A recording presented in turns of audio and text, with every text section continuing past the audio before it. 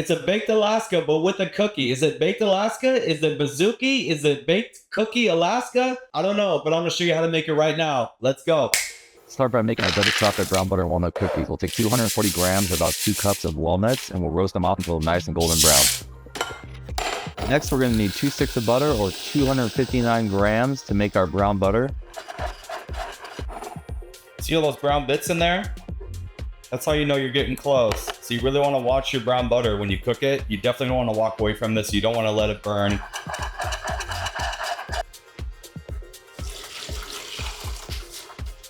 Go and let this sit in your freezer or your fridge until it's completely solidified.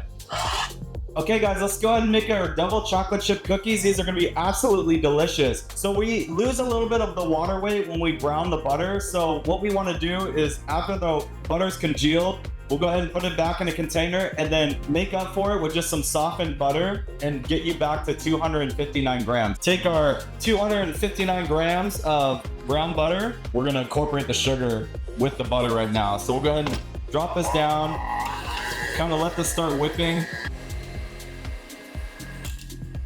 All right, so once we creamed our butter and sugar for a few minutes, we want to go ahead and just scrape everything down. This will help all the other ingredients to get incorporated evenly. All right, next up, we want to sift our dry ingredients. We want 240 grams or 2 cups of all-purpose flour, 1 teaspoon of baking soda, 3/4 cup of cocoa powder or 75 grams, half a teaspoon of kosher salt. And we'll just go ahead and sift that through.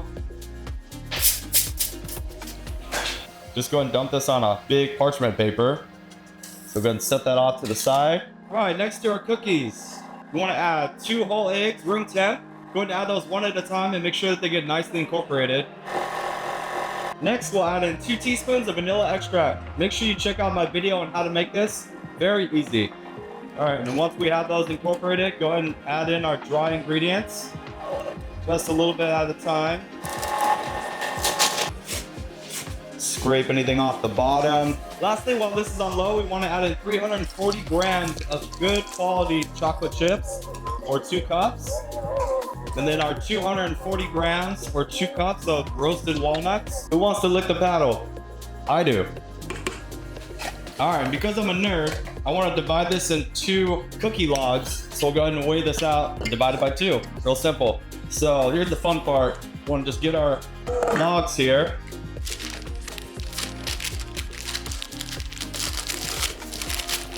I like to twist one side and take the other side and then just go the opposite way. This will help kind of compact everything together. All right, just to make it a little bit more even, we can take our saran wrap and just roll that up, roll it nice and tight. This just helps compact it just a little bit more.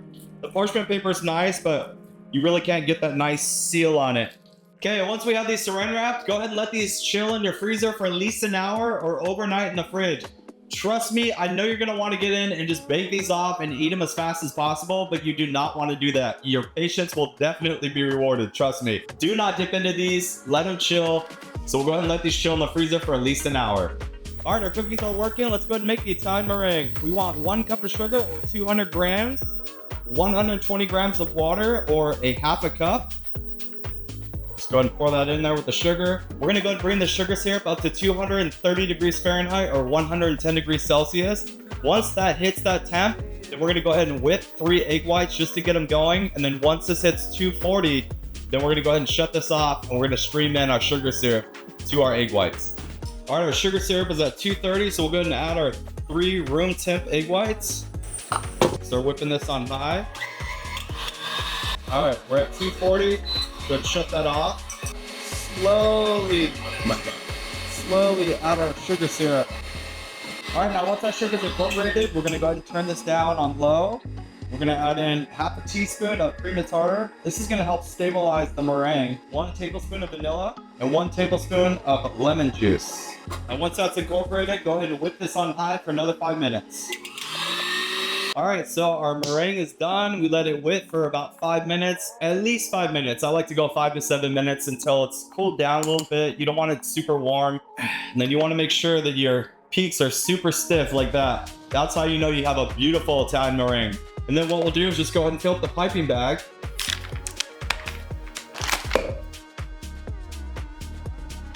Our beautiful Italian meringue. All right, so we let our cookies chill. If you guys got to this stage, congratulations, you passed the test. So now what we're gonna do is we're just gonna cut these in about 1.5 to 2 inch rounds, and then we're gonna put them on a baking sheet and then top them with the little Malden sea salt. Bake them in the oven, 350, just until they're kind of caramelized around the edges. Depending on your oven, it could be 10 minutes, it could be 25 minutes. So really just keep an eye on it. I can't really give you a time, but I would say a good rule of thumb would probably be about 12 minutes. So we'll go ahead and cut these up. 2 inch rounds, 1.5 inch to 2 inch, depending on how thick you want your cookies. And go ahead and take off our wrappers. So you definitely don't want to overcrowd the pan. So I try to do, I'd say about no more than 6 per tray. And then lastly, we want to just go ahead and top these off with a little Maldon. And the salt really brings out all the flavors of the cookie, the chocolate, the beautiful chocolate in there, the roasted walnuts, and our brown butter. The salt's really nice because as these bake, they'll all kind of spread out, and then the salt will spread out with the cookie, and you'll have a nice little bit of malted sea salt on each bite of the cookie, which is what you want. We'll go ahead and bake these at 350 until they're cooked through.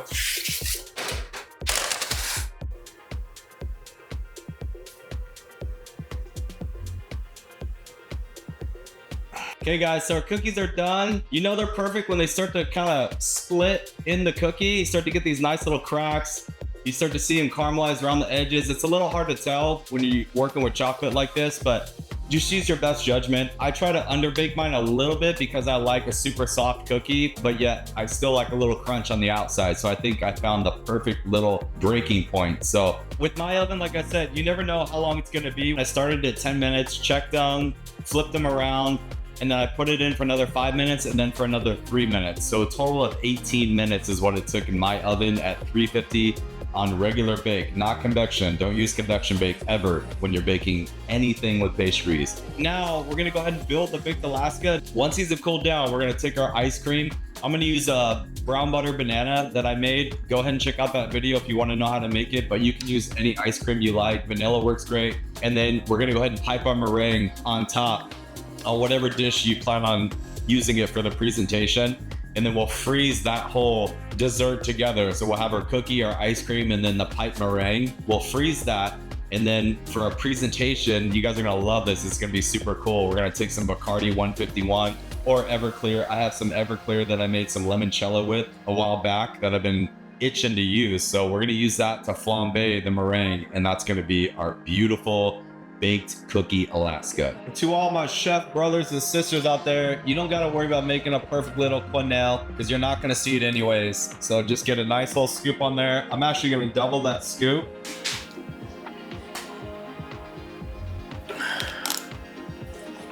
All right, then next we wanna just pipe all of our meringue that we made earlier.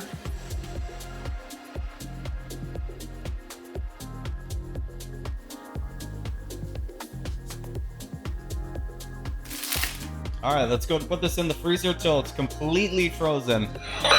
All right, guys, this is my favorite part, lighting it on fire.